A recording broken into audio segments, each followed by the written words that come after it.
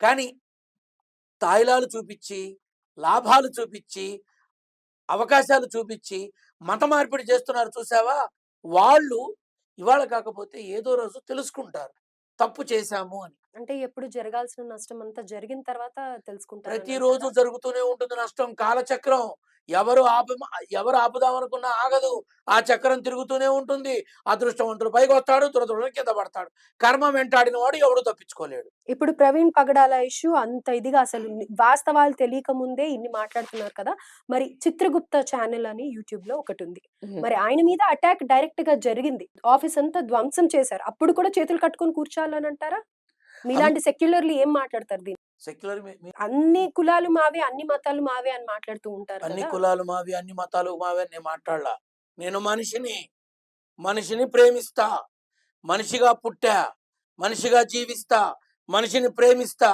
కులం, మతం ఎవడిని కోసినా నెత్తురు ఎర్రగానే ఉంటుంది. మరి ఎందుకు ఇలాంటి సందర్భాలలో మరి ఇప్పుడు ఎలా ఇప్పుడు ప్రవర్తించాలి? రాజమండ్రికి వెళ్లి రాధా మనోహర్ దాస్‌ని ఎవరు మాట్లాడమన్నారు? నోటికొచ్చాడు ఎవరు మాట్లాడమన్నారు? చెప్పమ్మా ఎవరు మాట్లాడమన్నారు? బ్రాహ్మణ వంశంలో పుట్టినందుకు ఎంత గౌరవం ఇస్తారు?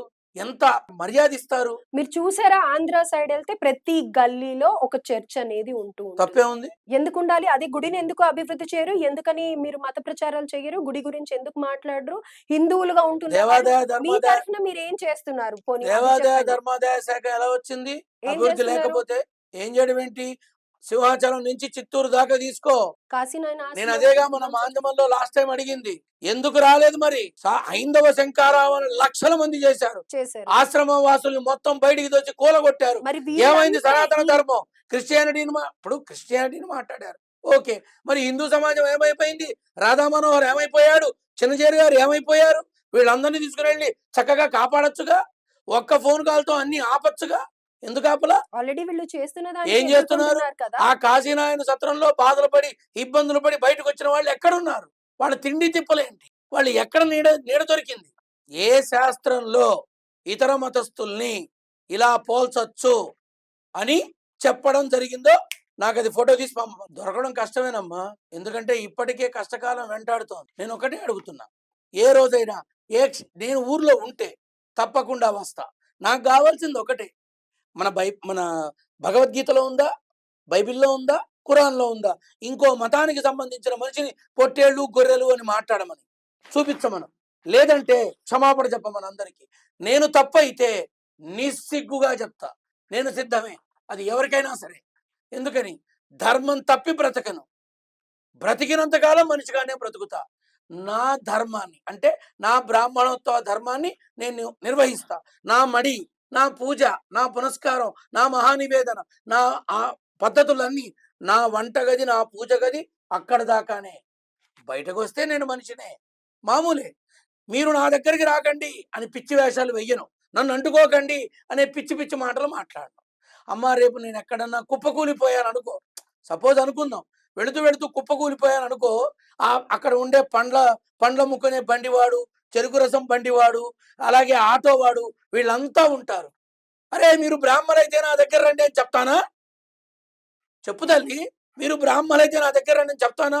ఒరేయ్ నాయనా ముందు నన్ను హాస్పిటల్ చేర్చండి రా అంటాను. ఎందుకని? భార్యా బిడ్డలు గుర్తొస్తారు. మనుషులమమ్మ. మనిషిగా బతుకుదాం. మనిషిగా చచ్చిపోదాం. మన కులం, మత ధర్మాలని అనుసరిద్దాం. మన తర్వాత తరానికి అందిద్దాం. రైట్. మన తర్వాత తరానికి నాన్న మనం ఇలా పుట్టాం.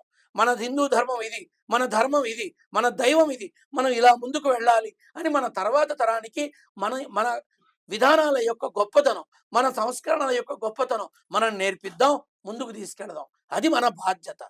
రైట్. ఏమ్మా? సో, ఏదేమైనప్పటికీ ఇప్పుడు రాధా మనోహర్ దాస్ ఏదైతే మాట్లాడుతున్నారో, ఆయన మాట్లాడే విధానం మార్చుకోవాలని డెఫినిట్‌గా ఇది ఖండించాల్సిన విషయమే. గొర్రెలనో, బర్రెలనో లేకపోతే ఇంకోటి ఏదో ఒక పశువుతో పోల్చి ఇతర కులస్తులను కానీ, ఇతర మనిషిని కానీ అలా మాట్లాడడం తప్పు డెఫినిట్‌గా. అయితే ఆయన కూడా చెప్పాల్సిన విధానంలో చెప్పి, ఆయన చేయాలనుకున్న ప్రబోధాలు చేసుకుంటూ, దేవుడి వైపు నడిపించడం ఒక సరైన పద్ధతి కానీ, ఈ విధంగా అవమానించడం కరెక్ట్ కాదు అని చెప్పి రాఘవ సతీష్ శర్మ గారు చెప్తూ ఉన్నారు. డెఫినెట్‌గా ఇదే ఫాలో అవ్వాలి అని కోరుకుంటున్నాం. అలాగే రాధా మనోహర్ దాస్ గారు మిమ్మల్ని మేము కాంటాక్ట్ చేయడానికి చాలా ట్రై చేసాం కానీ కాలేదు. గురువుగారు ఒకసారి వీలవుతే గనుక రాఘవ సతీష్ శర్మ గారు మీతో లైవ్‌లో కూర్చుంటాను అని అంటున్నారు. లేదా కాల్ ఆన్సర్ చేసినా పర్వాలేదు అని అంటున్నారు. మీరు కూడా ఇప్పటికైనా సరే అట్‌లీస్ట్ ఈ విధంగా మాట్లాడడం మానేయండి. అవతల వాళ్ళు ఎలా మాట్లాడినా పర్లేదు. ఒక రోజుకి సర్దుకుంటారు అని చెప్పేసి రాఘవ సతీష్ శర్మ గారు చెప్తూ ఉన్నారు. మరి ఆ ఒక్కరోజు ఎప్పుడొస్తుందో అందరం వేచి చూద్దాం. వాళ్ళే సర్దుకోవాలని ఆశిద్దాం.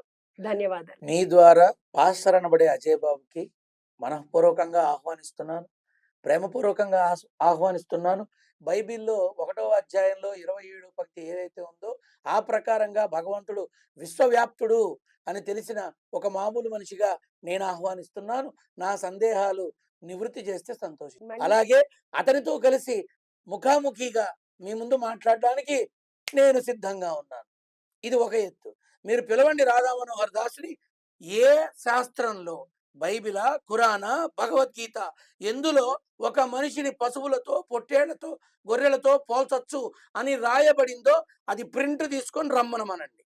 లేని పక్షంలో మీ మాంజమంలో మీ అందరి ముందు అలా ఇతర మతస్థుల్ని తక్కువ చేసి మాట్లాడినందుకు క్షంతవ్యుణ్ణి అని చెప్పమనండి. అతనికి నేను నా వల్ల అతని మనసుకి గనక కష్టం కలిగేలా నా మాటలు ఏమన్నా ఉన్నాయి అని తను అంటే అతను చెప్పిన మరుక్షణం నేను చెప్తా. అలాగే. కానీ దయచేసి దుక్కుంటే అప్పుడు మిగతావి ఆలోచించవచ్చు. అందరూ ప్రేమపూర్వకంగా ఉండాలని కోరుతూ మీ ద్వారా ఈ ఛానల్ చూసే సబ్స్క్రైబర్లు, వ్యూయర్స్ అందరికీ అందమైన శ్రీరామనవమి శుభాకాంక్షలు తెలుపుతూ భగవంతుడి ఆశీస్సులు ఎల్లవేళలా ఉండాలని ఆశిస్తూ కోరుతూ మంగళాశాసనాలు తెలియజేస్తూ స్వస్తి పలుకుతున్నాను.